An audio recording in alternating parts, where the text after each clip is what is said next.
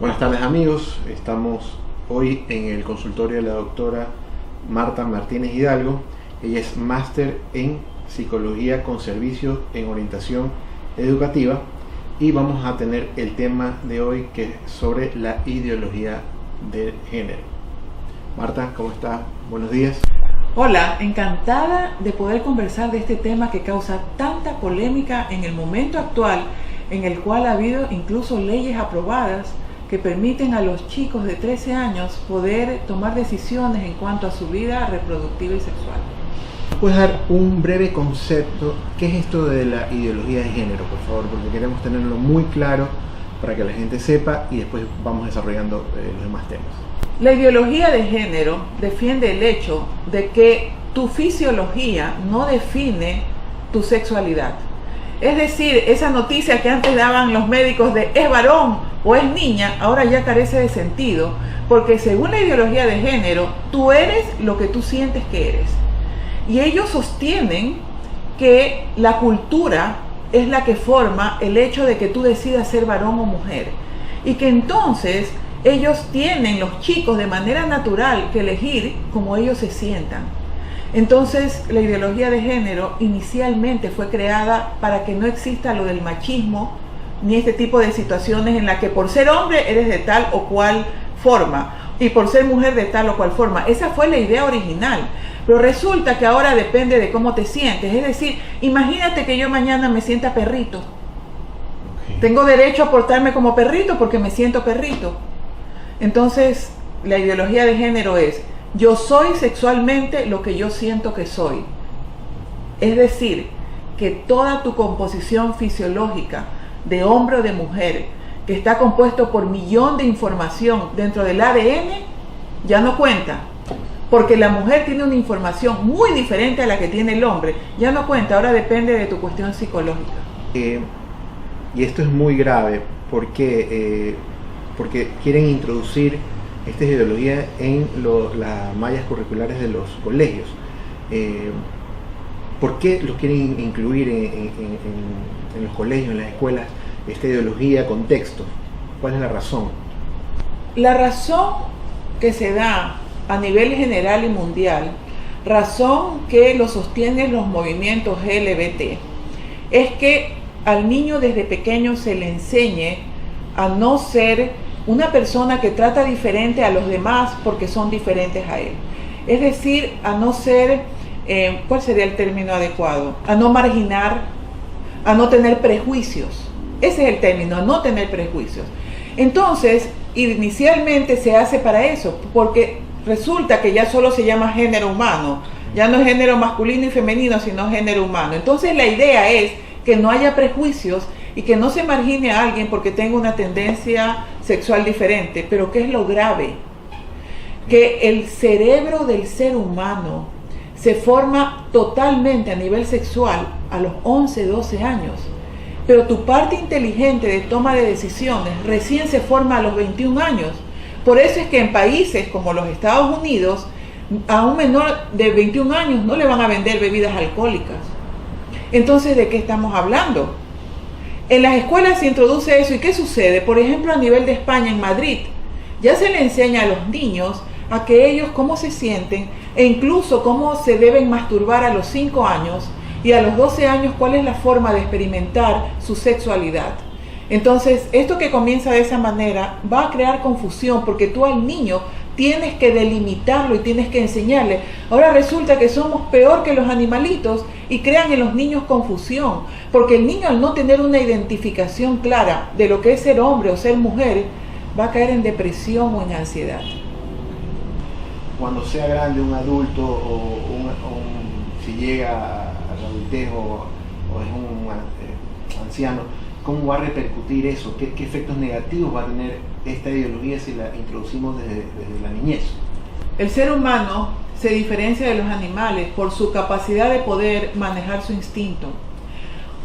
O sea, es tan contradictorio todo. Se habla del embarazo adolescente y ahora resulta que a los 13 años ya pueden decidir si tienen o no relaciones sexuales, y lo peor de todo, que el Estado puede intervenir.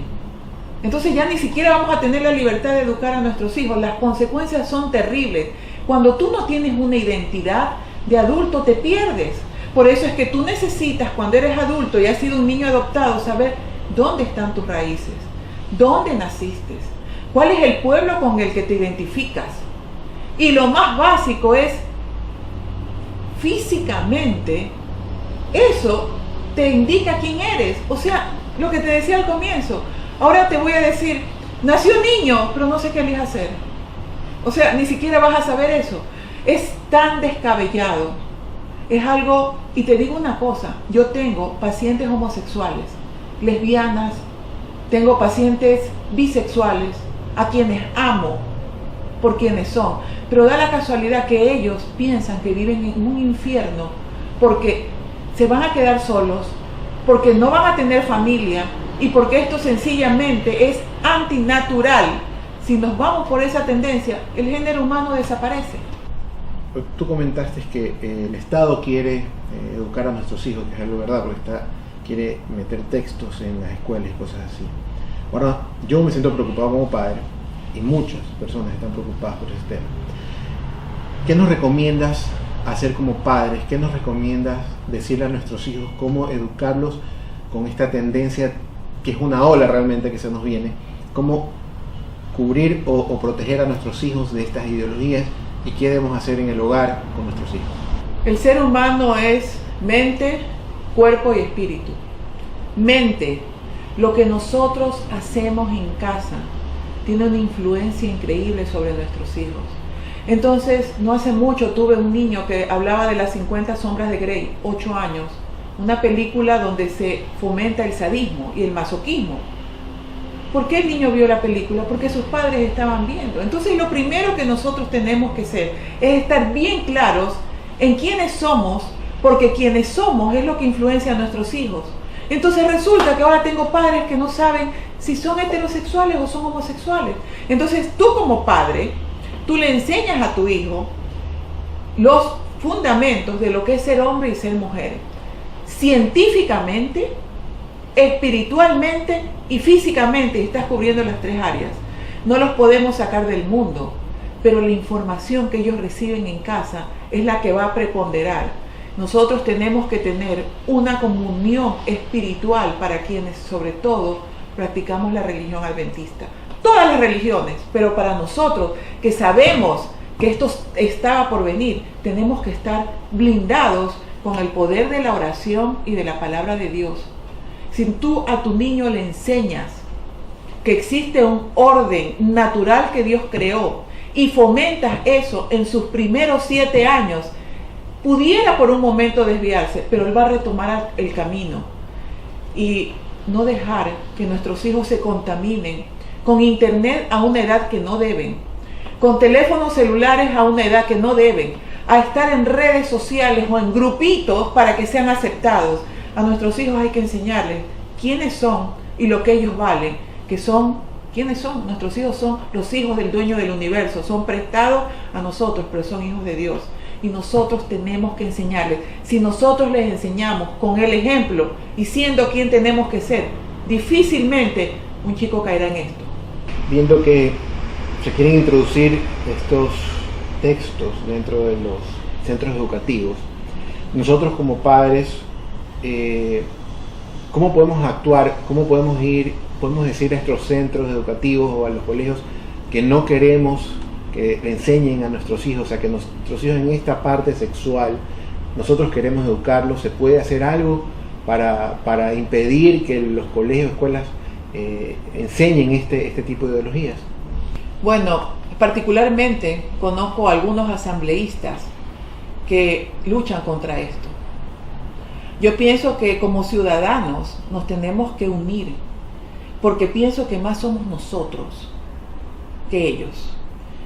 La confusión, el querer ser aceptados, no puede ser impuesto, y nosotros tenemos todo el derecho y todo el fundamento científico. Si yo voy en este momento, si yo recibo un paciente que me dice: Marta, me quiero cortar la mano, yo lo voy a diagnosticar como una persona con un trastorno, ¿verdad? ¿Y por qué si me puedo parar como mujer y decir: córtame los senos, y eso está bien?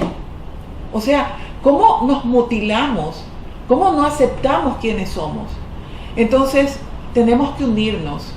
Primero, en oración, porque todo lo podemos en Cristo que nos fortalece, y porque si Dios con nosotros, ¿quién contra nosotros? Nosotros tenemos que ser como Caleb. Cuando se fue a ver la tierra prometida, dijo, son muchos, dijeron otros, son muchos. ¿Y qué dijo Caleb? Más somos nosotros que ellos. Nosotros somos más que ellos, no en número, sino en el poder que viene de un ser superior. Y tenemos que esto divulgarlo, y tenemos que formar nuestro grupo barrial, y tenemos que unirnos, y tenemos que ir a las marchas, no importa de la religión que seamos, pero a nuestros hijos no les van a venir a dañar nuestra futura vida, porque de pronto a un grupo se le ocurrió. Yo los respeto, pero estén en lo que ellos están porque quieren estar, pero no lo anden fomentando para ser aceptados. Ellos tienen que ser aceptados por los seres humanos que son, no porque le hagan un lavado cerebral a nuestros hijos. Fuera de todo credo, religiones, ideologías, ¿verdad? ¿Qué es para ti la familia ideal? ¿De qué está compuesta? ¿Cómo está compuesta? ¿Hacia dónde va la familia? ¿Quiénes la conforman? Tanto, no sé, físicamente, espiritualmente. ¿Cómo está conformada una familia correctamente desde tu punto de vista? Desde el punto de vista biológico, una familia se forma porque dos personas del sexo opuesto deciden unirse y procrear. Por lo tanto, la familia son los hijos y los padres.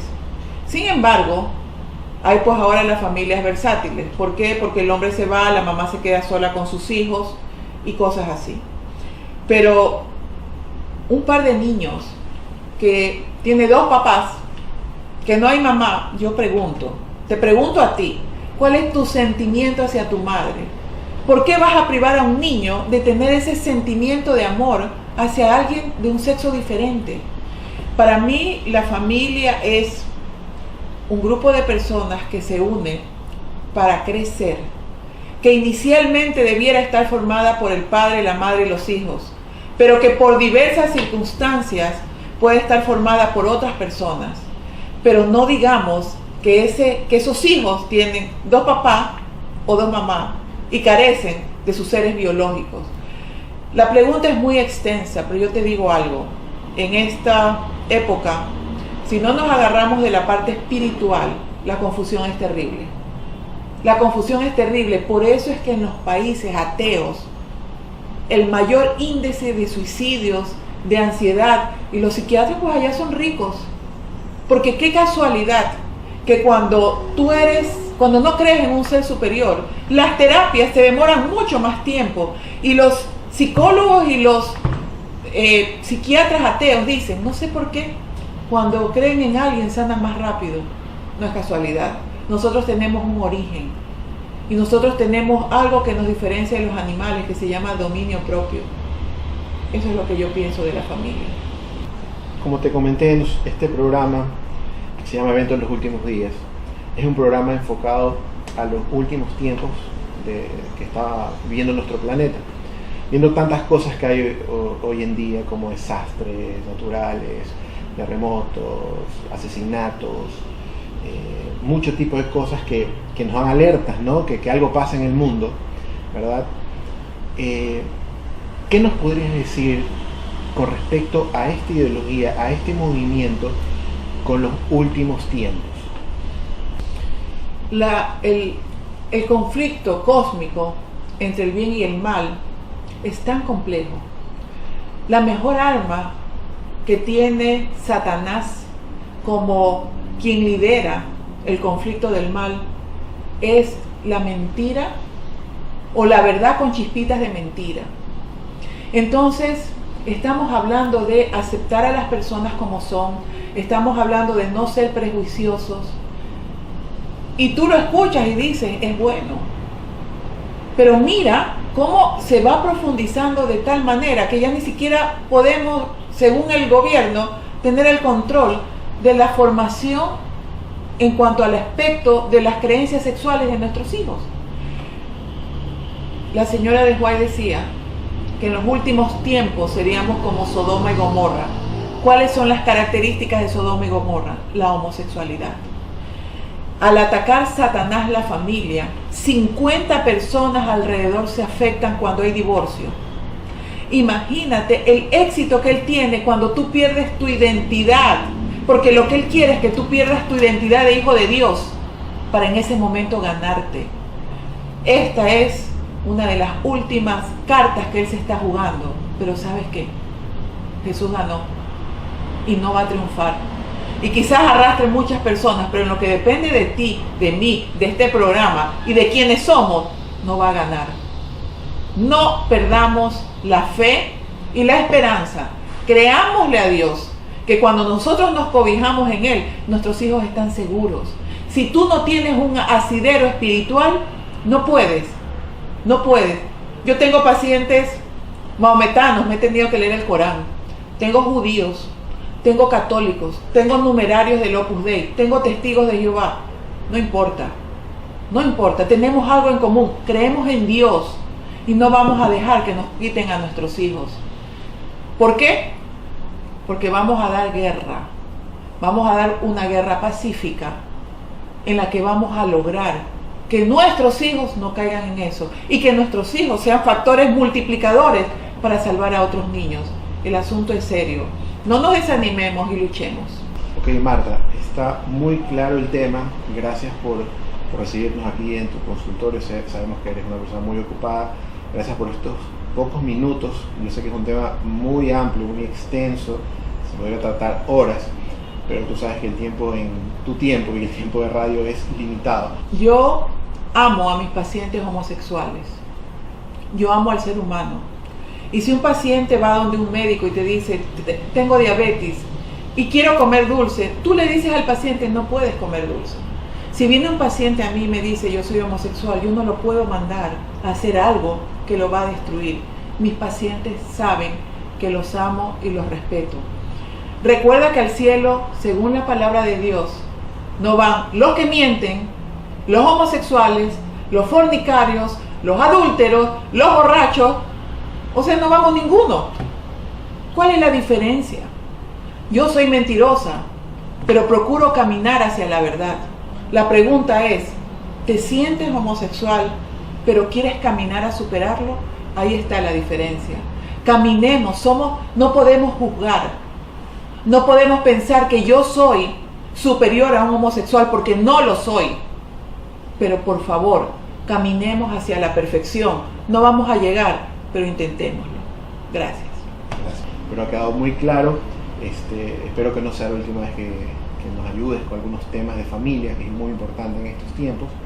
Y te queremos dar las gracias por tu ayuda, por tus respuestas y por esclarecer un poco más este tema que es muy controversial y polémico, que vivimos hoy en día, una realidad no de Europa, no de América del Norte, sino de aquí de Ecuador, un país que siempre ha sido muy conservador, ¿no? Pero ahorita vemos que estamos siendo atacados por esta ideología y los que se ven afectados son nuestros hijos.